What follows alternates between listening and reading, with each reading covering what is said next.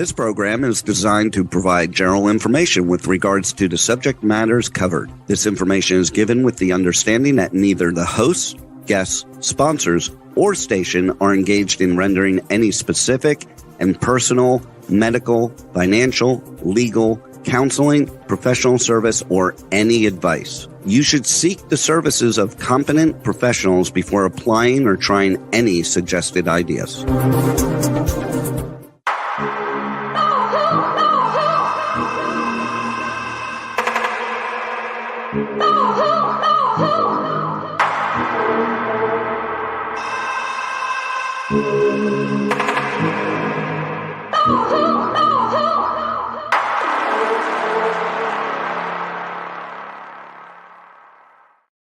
Good morning, true seekers and true crime junkies. Welcome back to another episode of Hit the Road Jack, Finding the Zodiac.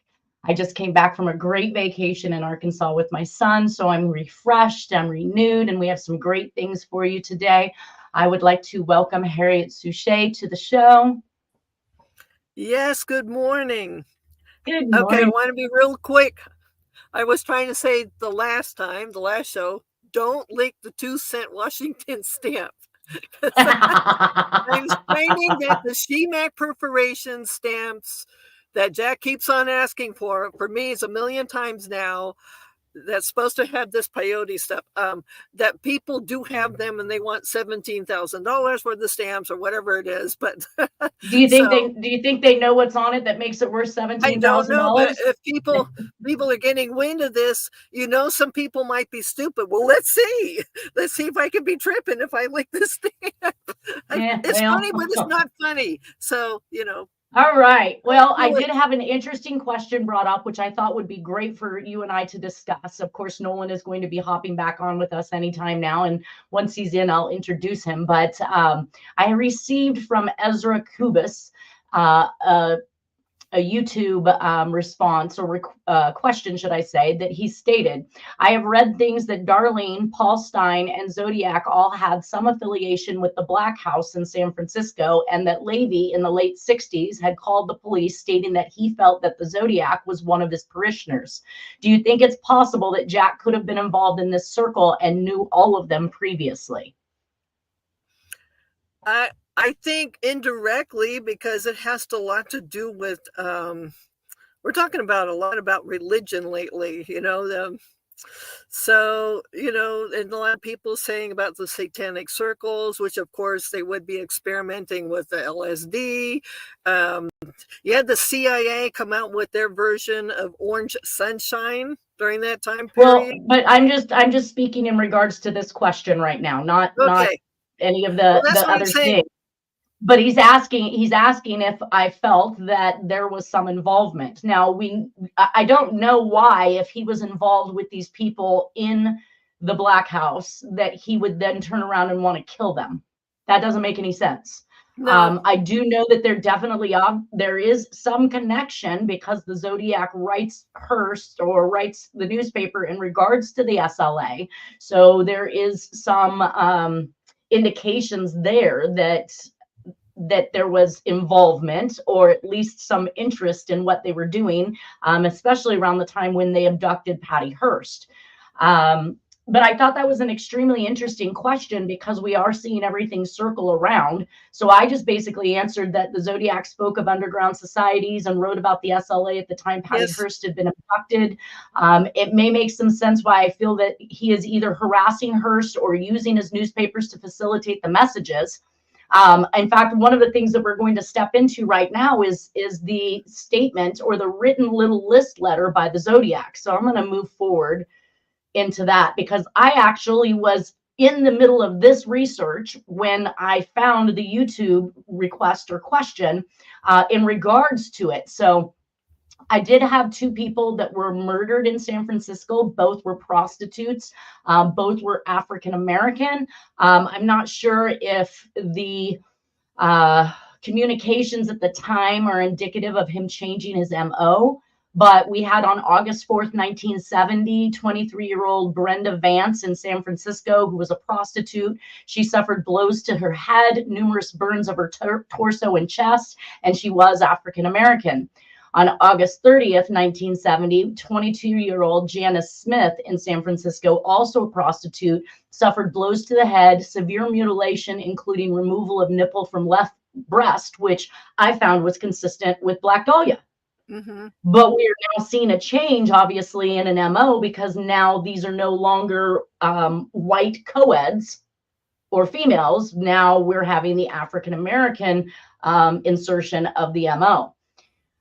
Both of these people were, and I'm not sure how they know this, but they said both abducted at gunpoint and taken to an abandoned building for the murder. So it does speak some volumes about what we talked about last week in regards to the radian theory, where Dennis believed that once the radians had been established, that the Zodiac then began abducting his victims from one place and dropping them on the radian line to secure the deal that it was him. Does that make sense? I think I would have to be looking at how their evidence is laid out. He may be involved, but we're talking about the CIA, Sam Giancana's cocaine, peyote, the modern day peyote, not from 1902. But so there's a connection there. It's a tit for tat. Not but so it makes sense in a weird way, but he's probably not the one killing them. It's people involved in the dark side of CIA. It's the dark guys trying to go after the lighter guys. Not as far as race. Oh, how you doing, Nolan? Check your audio in settings, Nolan. We don't check your settings. So go to the bottom of the page, click on settings, go in and make sure that it's recognizing all of your headset. And that's what I was doing pre-show. I said, well, I said for half an hour, I said, no, I got to take it to the guy who, I have an IT guy now. I guess right? He's fabulous. So, yeah. Everybody needs an IT guy. Well, let's move on with this while he figures out his audio. Hopefully we can get him on, or just unplug it, Nolan. Unplug your headset and see if your audio works.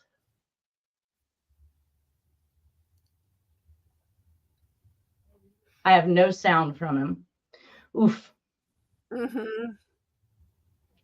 All right. Everybody's frozen except me. No, I'm not frozen. I'm right here. All right. Anyways, so one of the things that I noticed in the Mikado poem that was actually sent by the Zodiac, and then the little list letter that was written by the Zodiac, was that the Mikado actually said there's the nigger serenader and others of his race. And obviously he's stating that these people would not be missed and that they are on his list. But the Mikado claimed the actual word nigger wouldn't be missed. And now we have 2 African Americans murdered in San Francisco. So I was wondering if there was a correlation, since these murders occurred around the time that the actual letters were being sent. I would normally have put these murders out of my mind and presentation due to victimology. However, we know that the Zodiac changes his MO, and children are not off the table for this sicko as well. As we're going to see in the Atlanta, Georgia child killer, that is still to come, and they were all African-American children. So the Zodiac's little list letter is void of the word nigger, as the actual play was executed with. I put in there for me to research that so I could compare the 2 letters, and the Zodiac actually wrote the words banjo serenader and others of his race. So I had wondered, could he been involved with the SLA, with the, I don't know if it was, what were they called, the Black Panthers, or who was the individuals that were taking a stance against Hearst? That would be Donald DeFreeze. He was the African American leader. I got some weird things going on here. There you are. Now we got you, Nolan. Okay, anyways, yeah, it's clear. I would say indirectly, a lot going on then. A lot of stuff in the CIA. Wow. The Symbionese Liberation Army was CIA. They're the ones that kidnapped Patty Hearst. Correct. And Donald Freeze, Sin Q was the leader. And he underwent mind control experimentation when he was in prison. But and I think he was, a lot of people think that the SLA was a CIA MK Ultra operation. Right. Yeah, see, right. Yeah. I think that's what what happened with Jack. He got triggered, and now he's seeing Frank Olson going out the window over and over and over again. So anyways. So Nolan, just to catch you up real quick, I had an individual who asked that they had read things that Darlene, Paul Stein, and the Zodiac all had some affiliation with the Black House in San Francisco, and that Levy in the late 60s had called the police stating that he felt that the Zodiac was one of his parishioners. He asked, do you think it's possible that Jack could have been involved in this circle and knew all of them previously? With that being said, The audio was perfect for a minute, and then it started acting up again. I'm going to try the headphones again. Okay. Well, then I will just say what I need to say, and then that way you can catch up. So in the Mikado poem that was sent, the actual books of the pages of the play that was sent by the Zodiac, the actual poem is written, there's the nigger serenader and others of his race. So he's indicating that African Americans would not be missed, and they are on his list. However, the Zodiac, when he wrote the letter, he wrote the words banjo serenader, which obviously is just an analogy for the African American from way back in the days, instead of actually using the word nigger, which obviously he may then have had an affiliation with the SLA and whatever was going on. So he chose not to use the word nigger, but something more politically correct like banjo serenader.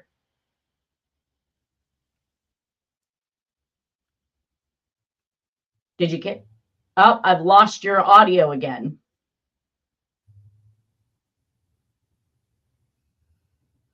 Yeah, we'll blame it on MK Ultra, the CIA crap. I know, but it's just kind of weird. It's today, and we seem to be having major issues, but you know. Not major issues. He's just trying to get on with some headsets. We should have probably tried it ahead of time, but are you getting the messages from Juan, Nolan? Nod if you are. Okay, we can't hear him though. Okay. Anyways, back to where I'm at.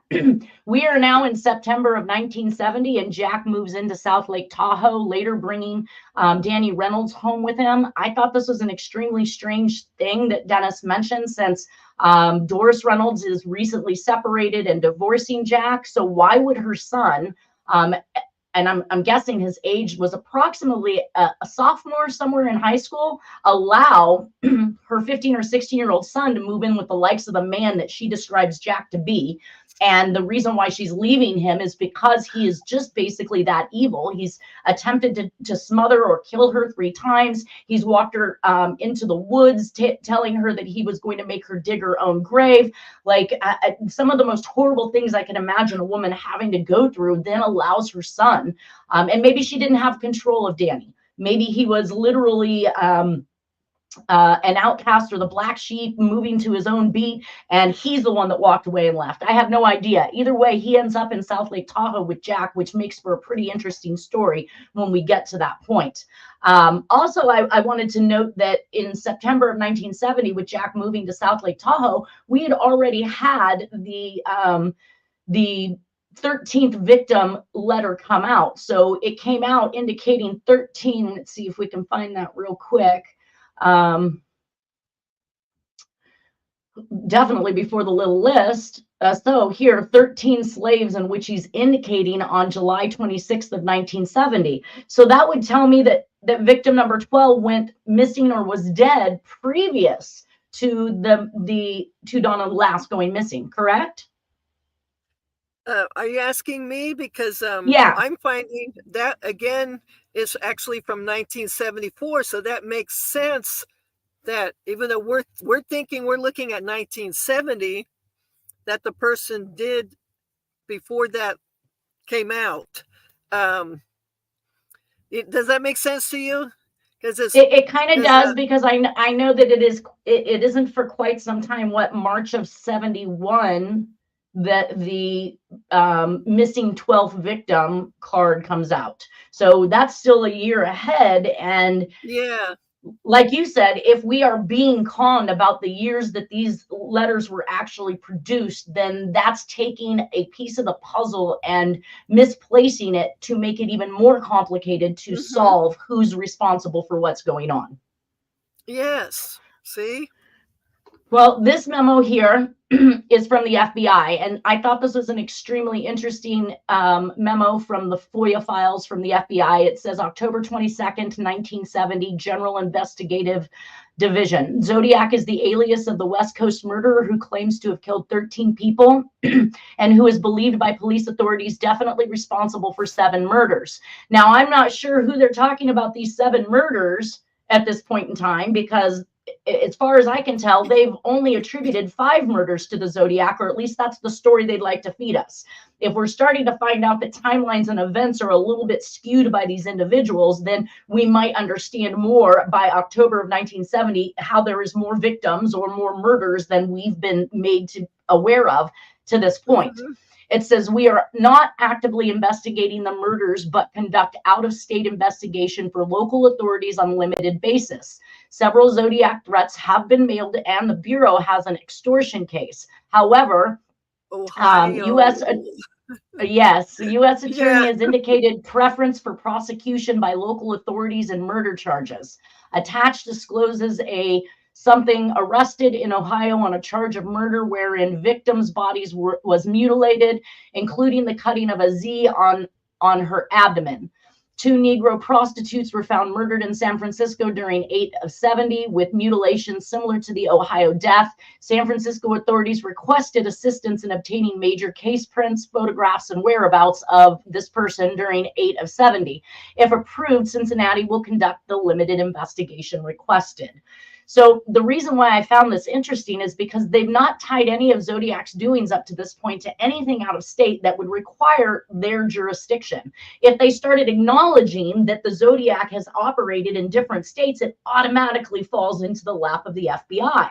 So why are they only looking at it? Now I understand why they're only looking at it as an extortion case, why they've labeled everything in the FBI files as an extortion case, because they're not actively investigating the murders or taking jurisdiction of that. They're only taking jurisdiction of the case as it is involved in the extortion aspect of it. And then they are investigating from that means, because he is clearly using the mail to make threats. So I finally figured that one out. I usually find that another state is looking to stuff their suspect into the Zodiac's mold because their crimes are similar in nature, but not one local law enforcement agency or the FBI ever look at stuffing the Zodiac into the other state's crimes. And I don't understand this. Why haven't they done that?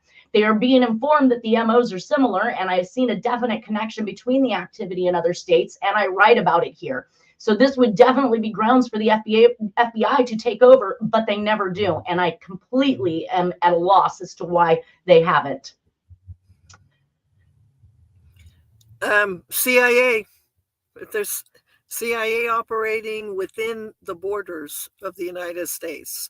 A lot of stuff still don't have Nolan on. I almost want to say take that headset off, because even if we have a little bit of garbled information stuff going on, we could hear you before. Yeah, we love you, Nolan. We want to hear you, not just see you. Right? Well, that brings us to the September 6, 1970, and Donna Lass goes missing. Now, we know Jack has been making his presence known in South Lake Tahoe. We have plenty of indications up to this point that he is in paradise, or he has his slaves in paradise, which I tend to believe is actually in South Lake Tahoe myself. It shows May or June 1970, he moved from San Francisco to South Lake Tahoe, May or June of 1970, Donna Lass moved from San Francisco to South Lake Tahoe, where she went to work at the Sahara Casino as a nurse. And Jack's daughter, Lana, worked for the Sahara Casino as well. And mind you, Donna Lass came from the VA hospital in San Francisco, correct? She came from the Presidio Hospital Okay. Presidio. She worked at the Army, the Presidio, that hospital. Gotcha. So there could be an affiliation, and obviously wrapped up in the middle of all this. Yeah, definitely. And we did see the other nurses. So we had 2 nurses that were abducted and killed out of the Sacramento area. And as Jack is writing in the Sacramento area, the Mikado poem and these things that he's mailing out of Sacramento, we start to see murders in Sacramento. Now we know he's moved into the South Lake Tahoe area, and we're starting to see that connection of nurses going missing and being abducted and being killed. And in fact, Donna Lass is really quite like the Sacramento nurses in that she left work, her car was found at home, and then no sign of her. Poof, she's gone. This is identical to what was going on in Sacramento. So I showed that she was a nurse for What's that? I was going to say real quick, I've done the 2 nurses as far as their evidence and everything, and it's saying a lot. There's a connection that has to do with Giancana and cocaine and all these things. You're seeing as the common denominator is Giancana and Hoffa. A lot of people just didn't realize messing with the underworld, which was dark and evil, might get you buried 6 feet under. So right. Yeah. We'll talk about much of that later. Okay. Yeah. You know, I failed to bring it up. It was at the top of the presentation in the beginning, but on one of my rewatchings of The Irishman, which obviously talks about Hoffa and all of these mob experiences, Joe Pesci quotes a line where he states that that the mob went to the insurance company for loans because they could not go to the banks because the monies that they were looking to get loaned were not being used for goodwill. And so they couldn't actually borrow from banks. They used insurance companies. And that was a neat connection to the Fazio and that empire that was obviously price fixing, cheating the public, doing all of these things. But at the same token, in their annual report stated that they had a note owed to an insurance company. So it is following the lines of mob. You don't borrow from the insurance companies unless your money's not legit. Yeah, and you don't pay people like big time lawyers with legitimate money. Just wait until you see the belay. Just wait until you see the belay envelope. Okay. I wish I had that for today since we'd already passed it. Maybe we can get it on next week. So I'm showing that Donna Lass. I'm showing that Donna Lass. Last night. So anyways, we'll get through there. I show that Donna Lass was a nurse for Letterman General Hospital on Geary Street in San Francisco, where 2 others work that were murdered. And Paul Stein's last pickup of his killer on this street nearby. So I was pointing myself to research Jack's admittance of using Letterman General. The Letterman General Hospital also has a veterans care. That was consistent with the Albany Medical Center in New York. So we're seeing that crossover between murders that are happening within or around these particular VA hospitals. Letterman General was in the Presidio. Okay. Yeah. Okay. See? Yeah, no, I knew that there was a possibility that he would, and we know that he was dealing with, back issues, and he was in and out of the VA hospital, I think possibly due to the MK Ultra effects and the drugs and the things that were causing him to feel crazy, as the Dear Draft Board letters supported. But it is said that she was seen talking to a man who worked at the Sahara doing photography. I also thought this could be Jack as well. He would impersonate being a photographer. He's done it on many occasions. We heard the same thing from the Black Dahlia when she was taking the trip back to Chicago, Illinois to watch the Bill Hirons trial. And we know that I do believe that the lipstick killings were also committed by Jack Terrence. And she was said to have been traveling with a photographer. Again, someone named Jack is mentioned in regards to Black Dahlia. So it could definitely very well be that that is a ruse, aside from maybe the security officer gig or the I'm going to help you with my tow truck gig, or the many things that the Zodiac could have been to abduct his victims. Let's see. I did not show this one on the murder map, but I'm not sure that her remains were ever found, correct? No. And I'm seeing that Jack moved them a couple of times over the years. So they were never confirmed to be found. But, I'd sure love to get some cadaver dogs out there. But, right. I'm losing people, except for me. Anyways, love you. You're all here now. I didn't lose you. You're there. You're fine. Circumstances of the disappearance. Lass was last seen in South Lake Tahoe. She left her residence without her vehicle or personal belongings. Lass worked as a nurse at the Sahara Casino. Her last entry in the nurse's logbook was at 1:50 a.m. And although her car was found parked at her apartment complex in nearby state line, she wasn't seen after leaving the Sahara. The next day, an unknown male called her landlord and employer, stating Lass wouldn't be returning due to a family emergency. The call was a hoax, and there has been no trace of Lass ever since.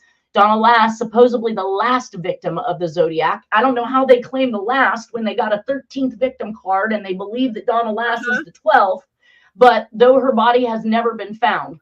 A Zodiac letter gave clues to her body, but it has never been found. A few artifacts belonging to Lass were found in what appeared to be a shallow grave, but no body surfaced. So, a few artifacts belonging to her were found in what appeared to be a shallow grave. Does anybody have an idea of where those items were found? Wasn't that the spot that Lawrence Swearingen had thought that he found the place of the shallow grave? I believe he did. So really, yeah. Speaking of I don't that, think I got his book. I don't know if they actively found anything. I know that the Hunt for the Zodiac documentary covered Lauren Swearingen's solve of where to find Donna Lass. They did not indicate what they did find, but they didn't indicate to have found her body. So if this was at that point in time, I think they found something.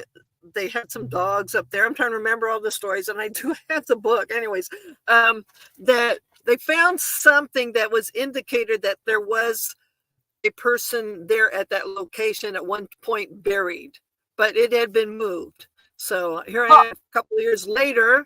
Jack is saying he moved her position, her body to another place. We went to the roundabout.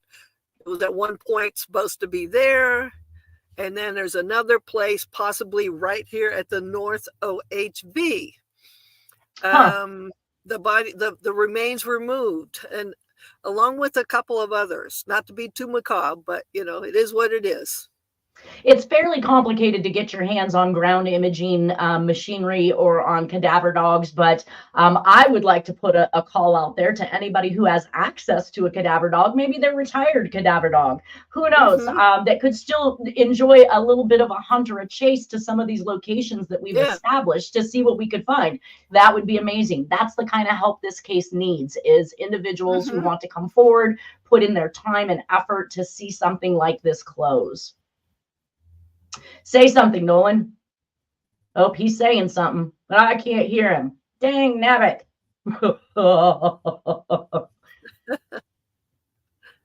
All right, so I do have this in its right place at this point in time based on the time frame in which it was sent. We did already go over the Zodiac killer tips, Swamp Weary Police. I took a look at, again, both the solves by the period 19 that Orangeack did and the Hardin solve. We were able to come up with at least a partial message in at least the one that was done with the Hardin's symbols, which was Zodiac, call Libra 4331077. So it actually came up with a phone number, and it's referring to the individual to call for Libra. This wasn't a huge hard code. They simply used the same exact symbols that the Hardin solved the initial Zodiac 408 cipher from. So I would assume that they would have recognized anybody in possession of this key would be able to have cracked this menial code that was in the newspaper. I just find it interesting that they're playing back and forth between the newspapers. And that, of course, led us into your solve, which we did also talk about, but I'll just reread that real quick. Zodiac, call Libra. You have exactly the same thing. So Zodiac, Darlene Farron used same last caliber at EO, Donna with the clever shot, East State Line, Reno, Nevada. Is that Reno, Nevada? East State Line. No, that's Richard Nixon. He's giving an execute order. Well, Richard Nixon is RN is at the end of it. It says ESR Nevada, right? Yeah, that's Richard Nixon. He's telling him. No. You're not listening to me. RN is at the end. You see where it says ESR Nevada RN. What is ESR? Oh, East State Line. East State Line. Ah, God, I can't read my own handwriting. It's an R. But it's an order. It's an execute order from Richard Nixon to kill her at the East State Line roundabout. At the East State Line. Okay. Yeah. See where we went. See, there we go. Right. And so, Darlene Farron, you same last caliber. Can you hear me? I can hear you, but you're garbled. And that brings me to Moonlight, who has obviously been searching for the missing and remains and trying to make the connections between those missing and remains, who truly believes that these remains that have been shown here in this picture that she sent me. That's 1979, where they found the remains that turned out to be a small framed person, and that's in Santa Rosa area. That's a picture of the skull that was found, but I've done that evidence. It's a 1972 missing Canadian guy who was also an informant, who was helping, a list of people connected to what are called the Santa Rosa hitchhiker murders. And he ended up murdered himself. That is Dennis Arthur Simpson. That is Dennis Arthur Simpson. And I've tried to contact the authorities about that, but that's a skull that's from, that's not Donna Lass. Okay. That was found in Santa Rosa. It does make that connection to Santa Rosa and the Zodiac. So are you under the impression that the Santa Rosa hitchhiker murders were completed by the Zodiac, or was that by someone else and the Zodiac just talking about them?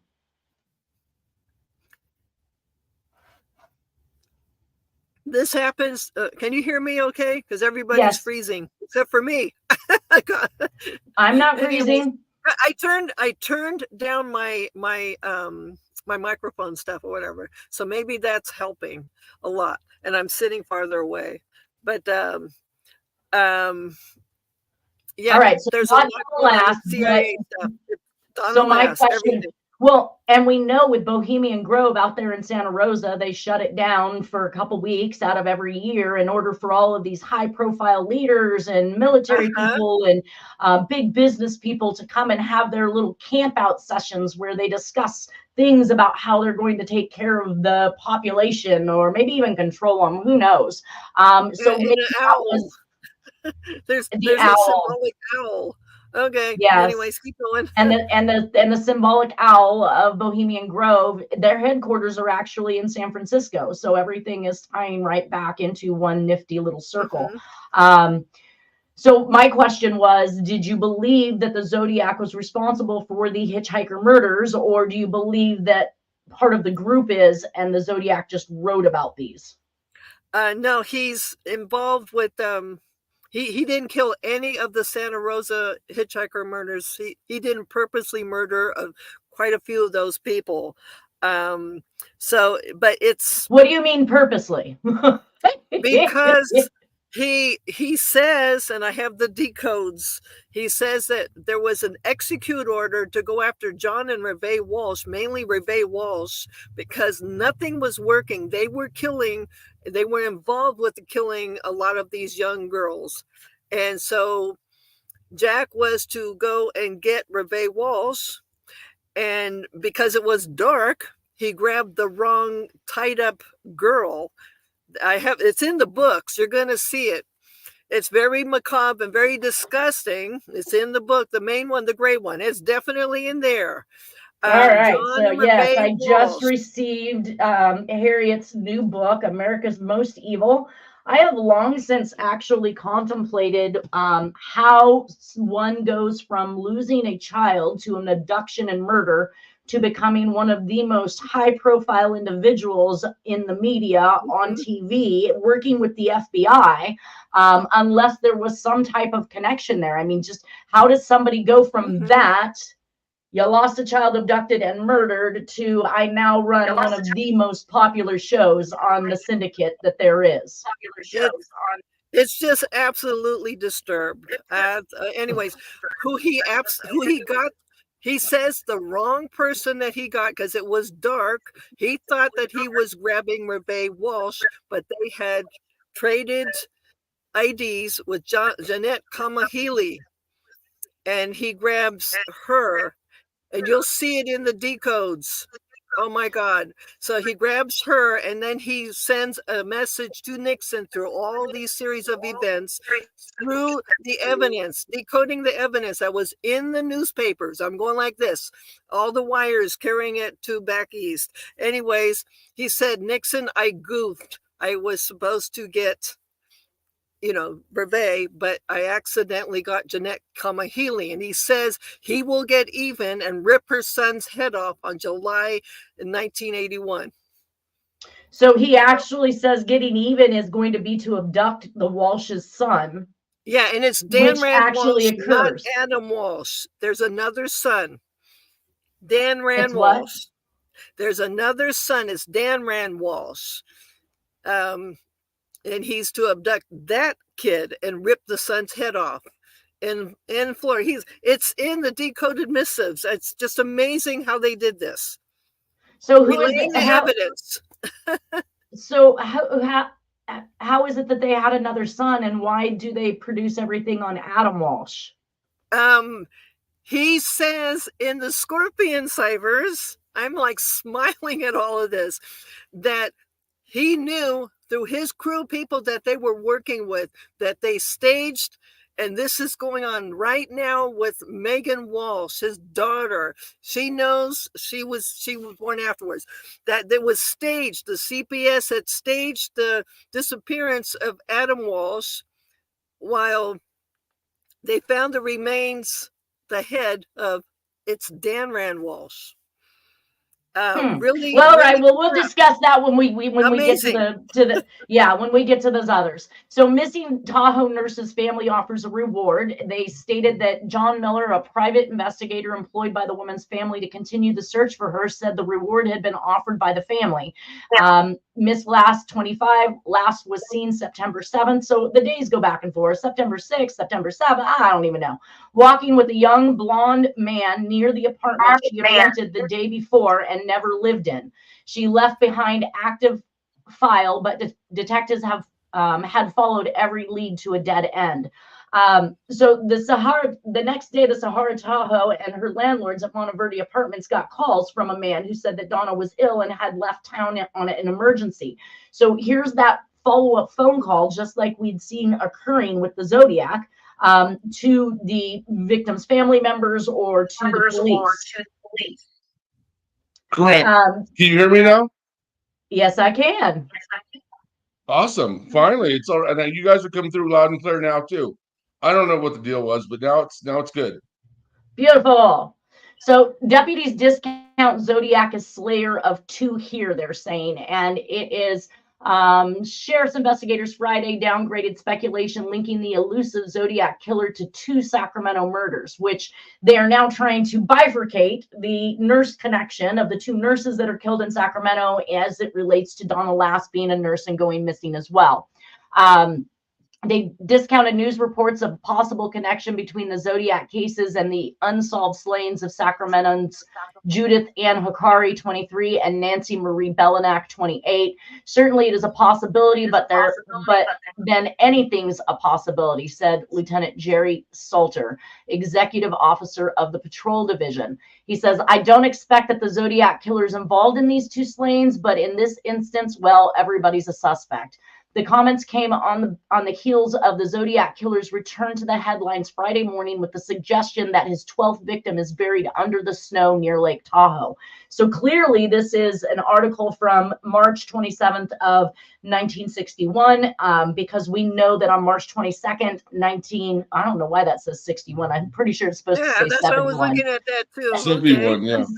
Yeah, somebody messed that up. That's not my writing. I want to say I might have gotten something like that from a website, but it would have been March 27th, 1971, because we know that the 12th victim card was purportedly mailed March 22nd, 1971.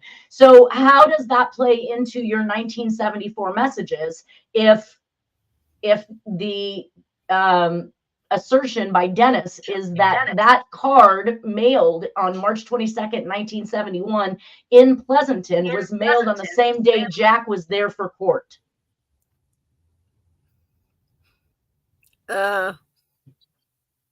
Is that a question for me? Yes, yes.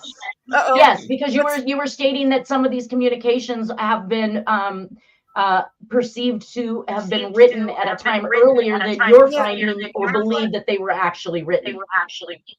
Yeah, that it's actually a different date. So it's all code, and especially using the newspapers.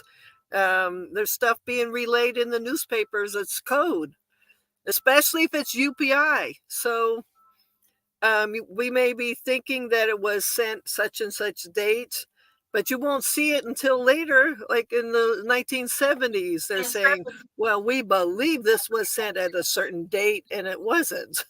I mean, well, it's code here. Okay, so that's not my question, and I'm not asking about code. I'm asking about how this relates to the time frame in which you're trying to state these communications were actually written in 1974, not in 1971, when Dennis makes the assertion that this 12th victim postcard was mailed from Pleasanton, which we see the postmark, on March 22nd, 1971, the same day Jack is in that area for a court date. All of his paperwork couldn't have been changed by anybody. You know, his court date is March 22nd, 1971. In fact, I'm going to get to that here real quick. But I just wanted to point out in this particular one is that handwriting expert. It's more than a coincidence. If he was in that town that day and it was mailed on that same day from that town, that's I think it's more than a coincidence. I do too, but that also seals the deal for the time frame in which that card was written. And that's why I was posing the question to Harriet, because she is claiming that these things were written in 1974, when in fact the postmark is stating one thing, and it does coincide with Jack being there. That if that card wasn't written until 1974, then it doesn't coincide with Jack being there in Pleasanton. In a weird way, I think I can answer your question better now. I'm seeing that no matter what Jack did, they were not going to have him arrested. So that might be that date may be referring to he was in that area, and there's some things that need to be looked into or revisited there. Okay. I've only got a few more minutes since we've had all these issues, and I'm going to try and make it through some of this. In this particular article, it says handwriting expert Sherwood Morrill of the State Bureau of Criminal Investigation and Identification at Sacramento confirmed that the address on the front was in the Zodiac's handwriting. So we do have a handwriting confirmation by one of the top handwriting experts in regards to that 12th victim card. Of course, we now see on missing person on Tom Voigt's board. He says that Zodiac victim question, nothing solid connects Lass to the Zodiac case. He says, other than perhaps the fact that she was living just a few blocks from the scene of the Zodiac's October 11th, 1969 murder of Paul Stein in San Francisco. A postcard supposedly from Zodiac was received by San Francisco Chronicle on March 22nd, 1971, with the implication that Lass was a murder victim. However, the postcard contained no proof, as Zodiac was known for including.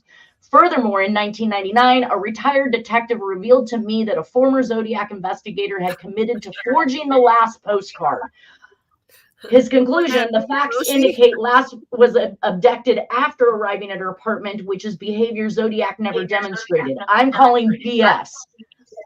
For him to state behavior that he has never demonstrated, who are you to predict what somebody's behavior is or will be, especially since they stated they're going to change their MO. And we have plenty of abductions. That is not a question here. And likely some of them can be tied back to the Zodiac.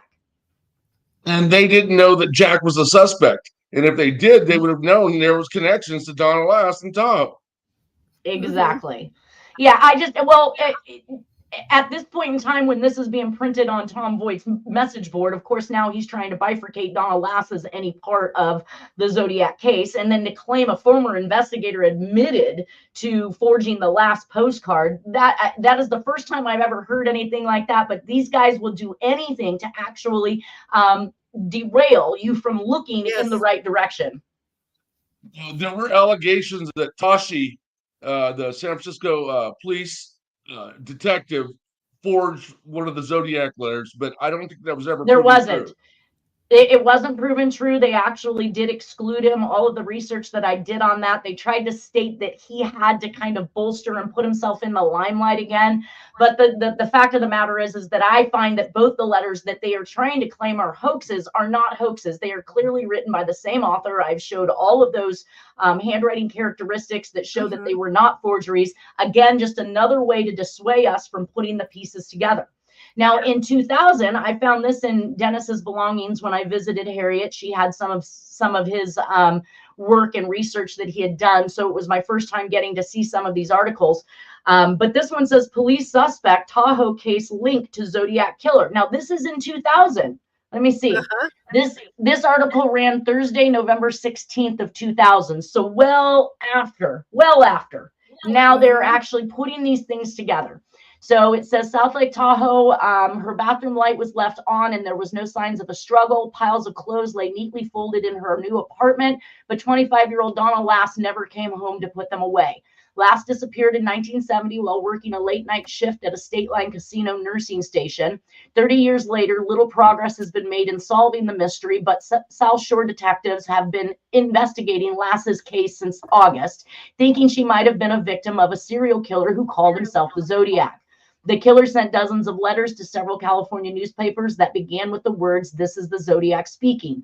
They also were filled with astrological coded messages and threats written in capital letter English. In the letters, the Zodiac took credit for 5 murders, 2 attempted murders, and a kidnapping, all in California in 1969 and 1970. The self-proclaimed murderer made phone calls too. On September 27th, 1969, a man was audacious enough to call the Napa Police Department around 7 p.m. and claimed that 45 minutes earlier he had stabbed 2 people to death. 1 victim survived. But did this terrifying murderer ever come to South Lake Tahoe? Question mark. Yes, Jack came to South Lake Tahoe. Oh gosh. All right, you guys. I'm gonna have to finish with this message later. We have 1 minute basically. This is when Dennis. This is when Jack had become the big suspect. This is when. So, of course, they're going to do this. And then you see the following year, they're really doing everything they can to destroy it. And this particular article is going to talk about Tom Connor. Tom Connor, when we get to the rest of this article, which I think is extremely interesting, you are correct. This is when Dennis has introduced Jack as a suspect to Tom Connor of the South Lake Tahoe PD. And we've heard his audios in which he is very interested in Jack as the individual and the suspect. So I'm going to bid everybody farewell. Have a wonderful weekend. Thank you, Nolan and Harriet, for being here. Hopefully we can try to work some magic with these headsets next time so we can be prepared. Yes. I'm not using mine now, and everything's perfect now. I don't know. I know. What the deal was. We might just have to stick with it. All right, you guys. Thank you so much for being here. Have a great weekend, and we'll see you all next Friday. I have one last quick thing to say, just on the side. Yes, go ahead. That Detective Tashi, in the movie Bullet, Steve McQueen used his gun when they filmed the movie. Steve McQueen was a detective looking for a serial killer in San Francisco in the movie Bullet. And they used Tashi's gun. I don't know how that came about, but that's a little interesting tidbit. Hollywood, cocaine, Hoffa. All right, you guys, we gotta go. Everybody take care. See you next Friday. Bye. Bye-bye.